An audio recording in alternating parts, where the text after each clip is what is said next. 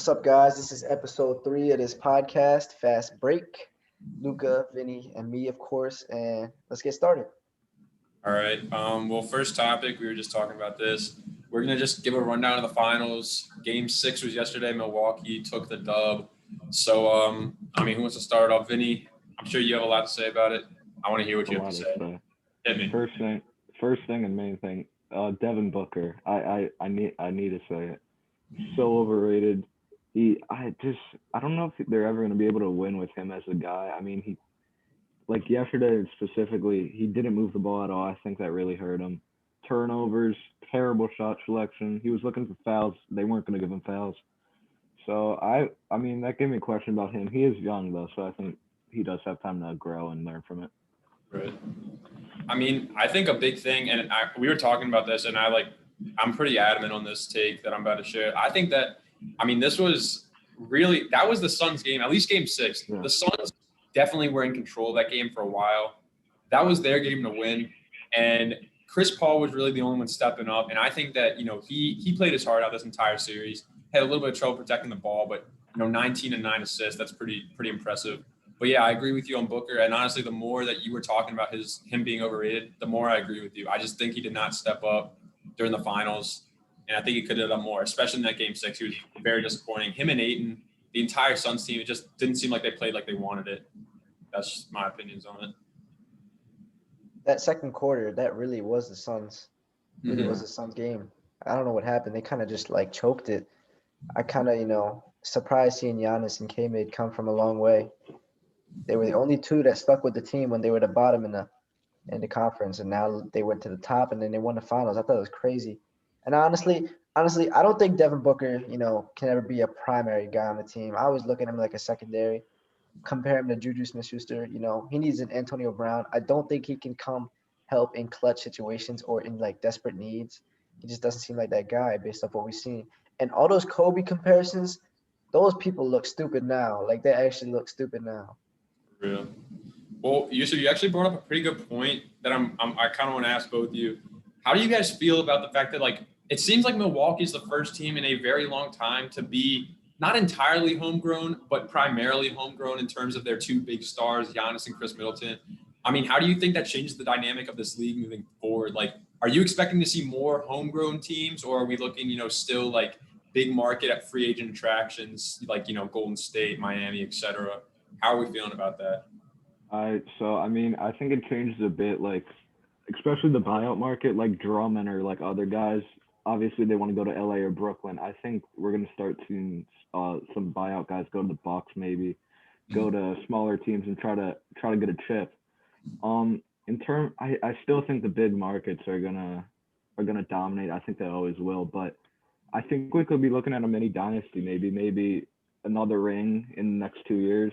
I don't think it's like a Warriors dynasty, but I think if they get a couple more pieces, like a PJ Tucker piece or another shooter, maybe then I think it'll grow Milwaukee a lot.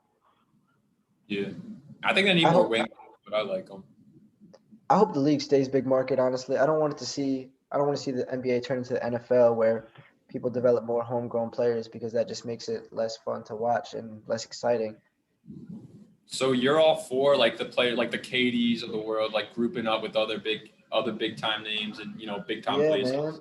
That stuff makes me hype, seeing all that drama and rumors actually happen. While in the NFL, players just stay on the same team for their entire lives. It's a boring life.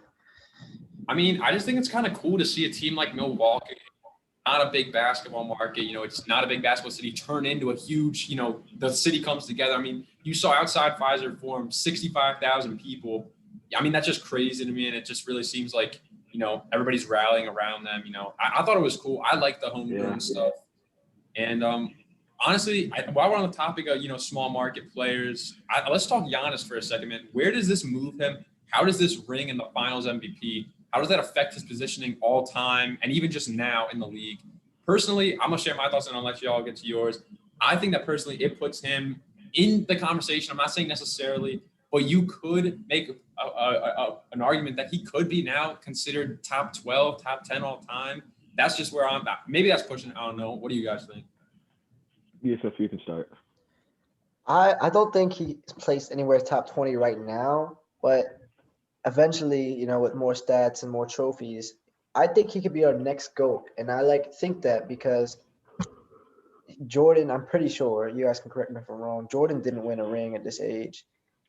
LeBron didn't win a ring at this age. And those are the two people that we always talk about comparing for the GOAT. And obviously Giannis just did it. So somebody in a couple of years is going to start putting his name up there, and it'll be for a good reason. I agree. I think of it more of a positional sense. Like we know, I think Tim Duncan's the best power forward of all time if we classify LeBron as a small forward. But like other than that, I think Giannis is now in the conversation for the second best of all time. I mean, you have Dirk, who has one ring. You have KG, who has one ring. Karl Malone didn't get a ring. Giannis has a ring. He's 26, and he has Defensive Player of the Year, Defensive Teams, 2 MVPs. I think he's up there. And if we're talking right now in the league, I mean, I don't think Bron's better than him right now, even though I love Bron. The only guy I can really say that's on this level, Kevin Durant. For sure. I'm gonna have to give it a Giannis just because obviously recency bias is his thing. I think it happened the same thing after Kawhi won his chip. He was considered probably the best player in the league, but I would say Giannis. But if you say KD, I'm not mad. Let me ask you this question real quick. Who do you think is better in the league this year, Curry or Giannis? In the regular season, I think Curry is better in the regular season. But if you take everything, you got to say Giannis. Curry's team didn't make the playoffs. Obviously, that's not on him. He didn't have the team Giannis had, but I would say Curry in the regular season. But right now, I'd say Giannis. All right. Giannis had a better team around him. Curry did the most of what he had, and what he did was a lot, especially with all the injuries, all the comings and goings. So he dominated the regular season, but Giannis dominated when it mattered. And I think he carried the load a lot of times because supporting cast was struggling. So, yeah. Anyway, on to the next subject. All right. So, follower request, we want to discuss OKC's future plans. And my first thing is, I was thinking about this. What do you do with Shea? And I'm not saying Shea's not a great player. We know he's a great player. But my question is, by the time they're ready to compete for a championship, is he going to be in his prime? Is he going to be out of his prime? How long? So what would you do with Shea? Would you trade him for a bunch of picks? Would you keep him, build around him? What would you do with Shea? Yusuf, you want to go first or you want me to start? I can go first. See, I don't think Shea in any time soon will be able to be that primary guy just because he's a little too young. Maybe in 4 or 5 years he could be that guy, but I don't know if the Thunder really want to wait that long, to compete like that. I mean, they'd really got to trust the process there. That'd be a whole scenario. So I would say trade him away. And I don't know. I don't really know many guys that come to my mind when you want to trade a guy like Shea. But I feel like I know DeMar DeRozan's a little bit old, but I feel like if you bring a veteran like him to the Thunder and then start drafting guys around him, that veteran and leadership kind of guy, I think will prosper across all those rookies. I mean, to be honest with you, I think that Sam Presti's now in a position where he needs to start winning and he needs to start building a winning roster because, I mean, after this year, it just seems like this was the ground floor for them. In terms of Shea, though, I kind of disagree with Yusuf a little bit on this. I think Shea has the potential to be that guy in the next 1 to 2 years, if we're being honest. I think that he's being put in a position to succeed. He's been mentored under guys like Chris Paul and now hopefully Kemba if he stays on the roster. But honestly, I'm kind of with you in the sense that maybe they need to trade a guy like Shea. A trade that I think would be really interesting is trading him to Detroit for the first pick. I think it works out for both sides. But I think that, you get a guy who could, in Cade Cunningham, who could to prove to be even better than Shea. And I feel like he's not only younger, but I think you could use him to more build towards the future, which it seems like that's what they're trying to do here. So I don't know. Personally, I don't think I see Shea in their future plans. I think he's a phenomenal player and he'll prosper elsewhere. But I think that they're going to end up trading him at some point, if not this season, sometime in the near future. Okay, you guys both mentioned winning now and Kemba Walker, veteran presence. I think the consensus is trying to maybe flip Kemba for anything. But, I mean, we saw what happened with Chris Paul, and I'm not comparing Kemba to Chris Paul, but it was a similar situation. Chris Paul got flipped from the Rockets, and they made the playoffs. They're a really good team. So, Kemba Walker, what do you guys do with him? Do you flip him? Do you try to, sneak in the play-in maybe with him? I know the rest of the roster's not that great, but what's Kemba Walker's plan in OKC? I mean, honestly, I think if you're keeping Kemba, you also keep Shea. I think that you work to develop that roster. I think that Kemba and Shea are two guys who can complement each other very well. You know, they are ball dominant, but they've also shown in the past that, you know, they are willing playmakers and they are willing to make plays for their teammates. And I think that could really be beneficial towards some of their younger guys, Pokashevsky, Theo Maladon. You know, a lot, they have bounds of young potential. So I think that with that, yeah, I think that they could sneak in the play-in if the NBA continues that kind of approach in the future, or like the 8th seed. I think that they really could potentially have that kind of approach. Really, just anywhere is better than what they did this year. If they just have even a better record, that's progress in the right direction. So I think if they keep Kemba, they need to keep Shea, and they need to go all out. I agree with you in the sense that I think they should be in the same package. If you're going to trade one, you trade the other, and if you're going to keep one, you keep the other, because I feel like that just makes more sense all around. Well, I was just wondering, I mean, I don't really know what they do with all their picks here. I mean, they have so many. It seems honestly too ridiculous. I know people always make jokes about, you know, how they're going to be having guys like the 2028 All-Stars on their team. I think it's a little bit ridiculous at this point, and I don't really know what Sam Presti's doing here. I'm a little bit confused. I mean, what do we do with these picks? Are they keeping them? Are they really putting their trust in, you know, the 2026 draft class to be amazing? Or are they trading them and packaging them with guys like Kemba to get elite assets to win now? I say right now, like the picks they have maybe this year, next year, you draft the players because the team, it's not the strongest team. You can build the players, but if we're looking like 3 or 4 years, you got to trade those picks. I mean, you're going to have to start winning eventually. You can trade those future picks to get guys that can help win now, along with the guys you're going to draft. It can build a really nice core. So I think right now, your focus is to get a couple more young players, build the roster up, and then in a couple of years, you can flip the picks they have there for better players. Yeah, they got a lot of picks this year, and I think I agree with you. They need to draft now, and then they need to package future picks with a guy like Kemba who has a lot of value and flip him. Yusuf, any closing remarks on this matter? Good luck, Sam Presti. Good luck to him. Facts. He is on the hot seat right now, and with that, we'll be moving to the next topic. What's up, guys? This is our third segment of this video. All-Star Snubs. What you think about them? Just like, you know, let me know. So, Vinny, you can go first. First guy I want to say, Trae Young. We were talking about this. I know when the All-Star break came around, the Hawks weren't as good. He was putting up good numbers. He was an All-Star 2 years ago. But what do you guys think of Trae Young's All-Star snub? What are your opinions? Why was he snubbed? And yeah.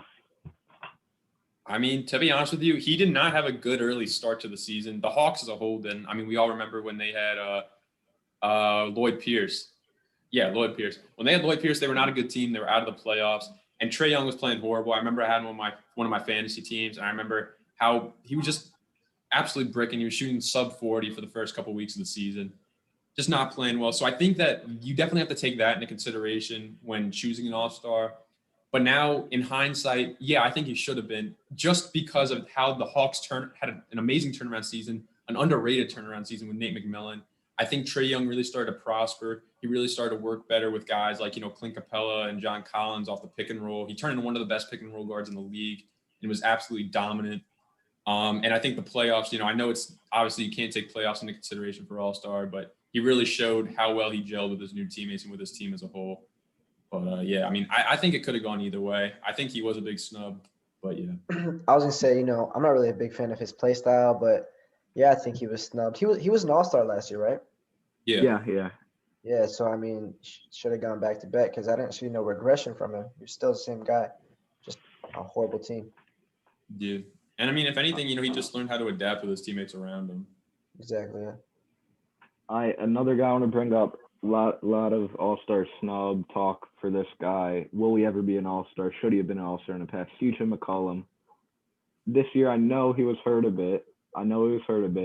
But I mean, I feel like every year they're saying, CJ, why aren't you an All-Star? Will he be an All-Star, first of all? No. Yeah, I agree. I think everyone agrees. I don't think CJ's that guy, man. I really don't. Maybe that's another hot take that I could have included in the first episode. I don't think he's that guy. I really just don't. He's not that guy. He's not that guy. I mean,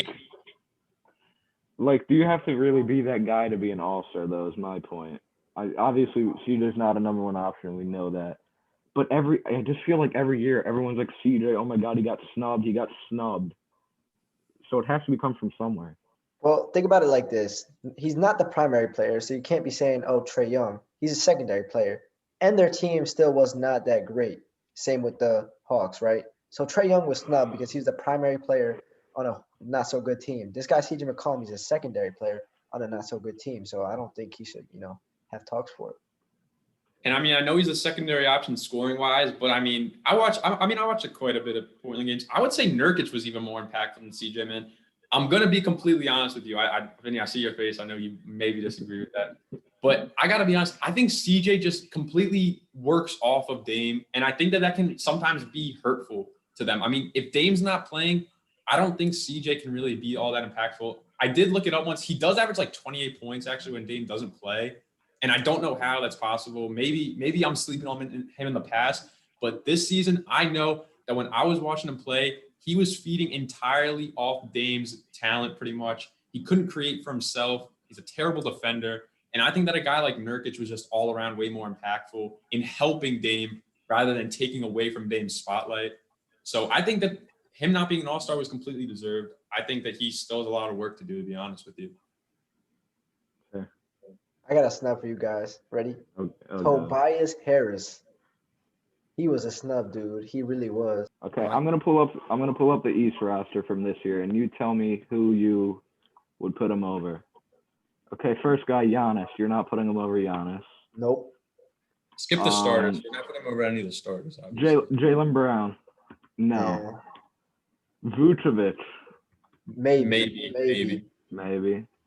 Okay. Julius Randle. No. Not. Ben Simmons. I mean, I feel like if you're putting something, you can't take out Ben. He didn't play in the game. But, true. I mean, we also are talking about midway through the year. Ben was, I would say, playing a decent amount better. We can run over. Yeah. James Harden. No. Who else do we have here? We have Sabonis. Okay. Sabonis was not an all-star this year, I don't think. I'm pretty sure he filled in for Simmons. He filled in for Simmons. Oh, okay. I think Tobias Harris should have filled in for Simmons for the fact that he's a Philly player, and also that I take Tobias Harris over Sabonis. And we have one more. I don't really think it's controversial. Zach LaVine. No, I don't. No, Zach LaVine had a great season. He deserved it. I think the only one we could argue is Vooch. And Sabonis. Yeah. I'll leave it on this note. I think there's a lot of players in the league who are all-star caliber, but being that there's only 14 or 13 spots on each squad, it's hard. Not everybody makes it. I agree. I definitely think Toby had the talent. But regardless, we're going on the next segment. We're playing a little game. So should we just hop right into it now? I'm excited for this one. Yeah. Now, I'm not going to be including this. I'm just going to explain the rules. I'm gonna be asking the questions to these two guys. So we really haven't established this. I'm not a big Ben Simmons guy. I've been hating on him since the beginning of this year, part of last year too. I've seen his regression. I've seen his lack of production, as I would put it. So I'm going to be asking these guys. We're going to play a game called Ben or Them. Yusuf's a Sixers fan. He's a big Ben Simmons guy. Vinny's more neutral. So it makes sense that these two guys are going to be answering the question. So number one, I'm going to be posing two players, Ben Simmons or another player. You tell me, would the Philadelphia 76ers rather have Ben Simmons or this guy? It's the Sixers, not me. Yeah. Well, how do you want to do it? Do you want Sixers or do you want you? I think they would go hand in hand. So I'll just say who I would rather have. All right, we're doing who you would rather have. If I'm starting a team, who would I rather have? Okay. All right, we're starting off Ben Simmons or DeJounte Murray. Who's going first? I'll let Yusuf go first every time since he's a Sixers guy. Keeping Ben. Yusuf's holding up the Ben. Care to explain? DeJounte Murray, dude, he's like I could see possible like potential talent from him in the future, but I don't know if he'd like on right now be compared to Ben Simmons' level. So like I'd rather trade for somebody who's already near his level than someone that could reach his level because you cannot always trust that. All right, and Vinny? I'm not gonna have time to pull up the picture, but DeJounte Murray, and for me, it's absolutely definite. He does everything Ben Simmons does. I mean, we can say, sure, he doesn't guard the bigger guys as well. He's a great perimeter defender. He can get a shot. He can take it to the hole. Can shoot free throws. To me, that's a good trade. If the Sixers can get DeJounte Murray for Ben Simmons, they should be clapping and they should love it. Pop would like Ben Simmons, but I would take DeJounte Murray every day. Every He's a day. complete player. DeJounte Murray is a complete player. I'm going DeJounte, obviously. Actually, there's only one guy on this list who I would take Ben Simmons over, and I'll let you guys know when I get to that guy. But next we have Ben Simmons or D'Angelo Russell. Yusuf, Ben or them? See, that's a hard one because in the last talk, I was like, I'd be fine to trade with the Timberwolves, but it had to be D'Lo and another player. So if it was just D'Lo for Ben Simmons straight, I think I got to take Ben. But if there was, let's see, Ben. But if there was other guys added, or like maybe picks we got in, I would take the Timberwolves deal just because I think. So it's conditional. It's conditional. Yeah. Fair. Vinny, My turn? Ben or them? Yes. It's gonna shock you. I'm going Ben Simmons. Okay. Wow. No. I'm gonna explain. D'Angelo, I just first of all don't like him since Brooklyn. I think he shot selection's poor. He hits tough shots. Okay. Defensively, he's horrendous. And I just, oh god, it's tough. But I'm gonna say Ben Simmons. Barely. I'm just saying, I think D'Lo's comfortable taking a backseat to a guy like Joel Embiid, but sure, we'll go with it. Next up, we were just talking about this guy, Ben Simmons or CJ McCollum, Ben or them? Me? I'll start because I'm so hyped. Ben or them? CJ McCollum or Ben Simmons? CJ McCollum, it's not close. Yeah, if you say Ben Simmons, Yusuf, first of all, if you say Ben Simmons, you are lying to the Well, podcast. CJ McCollum is kind of older. I'd rather get somebody close in age. He's like, what, 28, 29? 27, I think. He was in the same draft class as Giannis. Was he? Yeah. Okay, well, I was trying to find some excuse. He's just there. Same age as Embiid. But based off what we were saying about CJ McCollum earlier, it doesn't sound that pleasing to have him on our team. But it could work. I'm not saying it won't, but Yusuf, I don't know if that big role will be that deadly. I need a definite answer. CJ McCollum or Ben Simmons? Don't try to beat around the bush. I'll take CJ. Okay, I'll take CJ too. Wow. I would go CJ as well, but it's interesting because he's not really a ball handler. He would not really take Ben's spot. It's interesting. Now we got another one. I think another interesting one. Ben Simmons or Colin Sexton, Ben or them? Vinny, you can go first. I'm gonna go Colin Sexton. I am. I think it's tough. Personally, I know we're saying who I would want. I would want Colin Sexton. I think Philly would want Colin Sexton a little more too. Mm-hmm. Good ball handler. I know he struggles at times with a lot of things, but to me, I mean, first of all, no one's gonna have the inefficiencies Ben has from shooting. Okay, Colin Sexton's not the best shooter. He's not terrible. I think Philly would want him. He's young. He can grow with Joel. I'll say Sexton. Close though. It's close.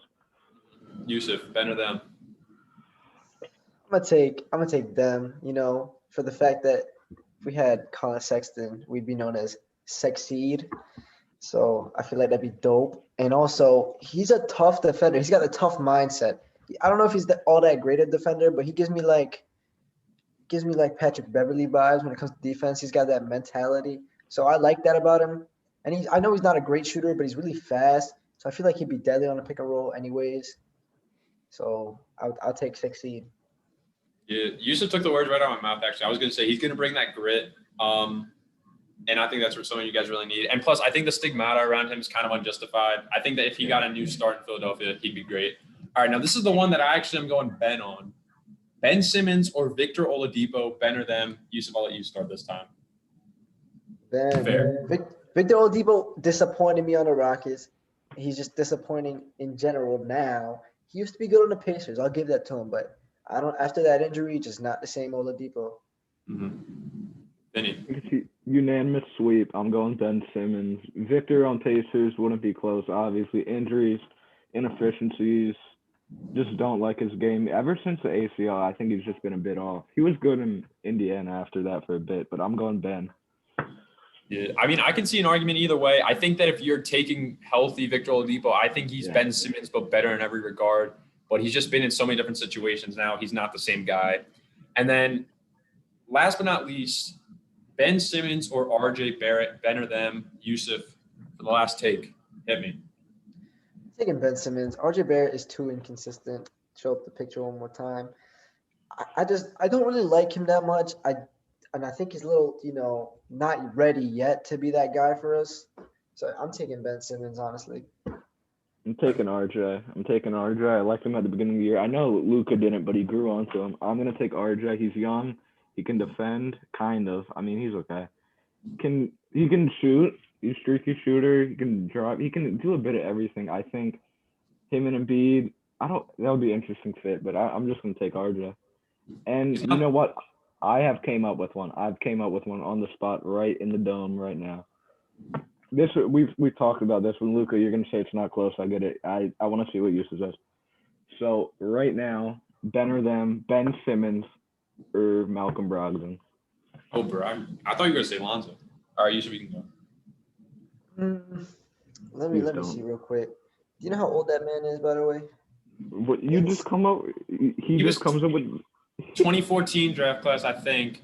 So he's probably 30, I think. Hey Siri. He's 28. He's 28. I just searched 28. it up. Okay. Perfect. Okay. I mean, I don't really watch much of Brogdon. I've heard about him. He's like a decent defender, good defender. I would, for the sake of the Sixers, I would do it, but I think Ben Simmons is a better player. Maybe not for our team, but I think he's a better player. But for the sake of the Sixers and a new play style that we could probably achieve that will make us, better, I'll take Brogdon. Yeah, I agree. Brogdon and Embiid would be lethal. Brogdon offers so much more floor spacing for you guys. He's more versatile. He's still going to have a defensive trend. I'm taking Brogdon. I don't think it's close. Closing remarks. Third episode is done. What we got to say? Let me think. Space Jam was ass. Don't watch it. Stop. It was a masterpiece. No, it wasn't. 7. Experience was great, though. Yeah. We had a good time. All right. That's episode 3. We'll see you guys next time. Peace.